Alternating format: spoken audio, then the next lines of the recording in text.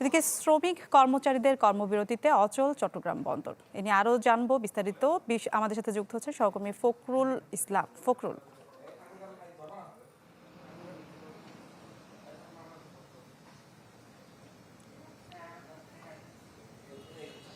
মিলা, আমি আছি এই মুহূর্তে চট্টগ্রাম বন্দরের আইসিডি ইয়ার্ড এলাকায়। এই ইয়ার্ড থেকে ঢাকার যে কমলাপুর আইসিডি, সেখানে কন্টেইনার যায় এবং সেখান থেকেও এনে এখানে রাখা হয়েছে। এই আইসিডিতে ধারণ ক্ষমতা হচ্ছে 860 একক কন্টেইনার, যার বিপরীতে এখন আছে 1733 একক কন্টেইনার।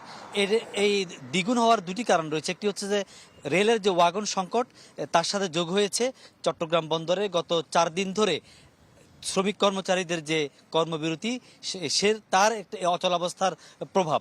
তো ফলে এখান থেকে বোঝা যায় যে আসলে বন্দরের এখনকার চিত্র কি। আপনি এই মুহূর্তে দেখছেন যে বন্দরে যে সিসিটি এবং যে এনসিটি আছে, এই যে সিসিটি এনসিটিতে দেখছেন যে গ্যান্ট্রি ক্রেনগুলো একেবারে ঠায় দাঁড়িয়ে আছে।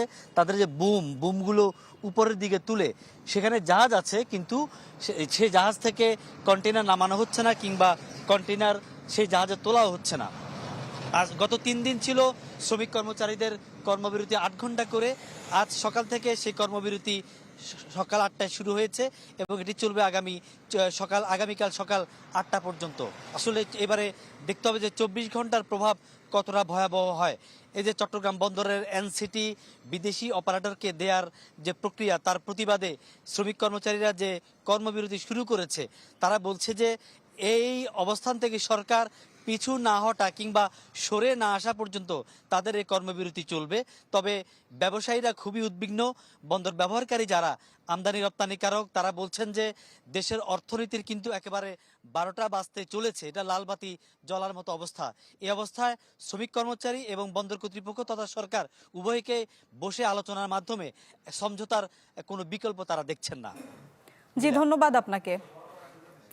চট্টগ্রাম বন্দর থেকে সহকর্মী ফখরুল ইসলাম আমাদের সাথে যুক্ত হয়েছিলেন। বিদেশ থেকে দেশে রেমিটেন্সের টাকা আসে নিরাপদে। তাই আজই আপনার আপনজনকে বলে রাখুন, রেমিটেন্সের টাকা যেন শুধু নগদেই পাঠায়।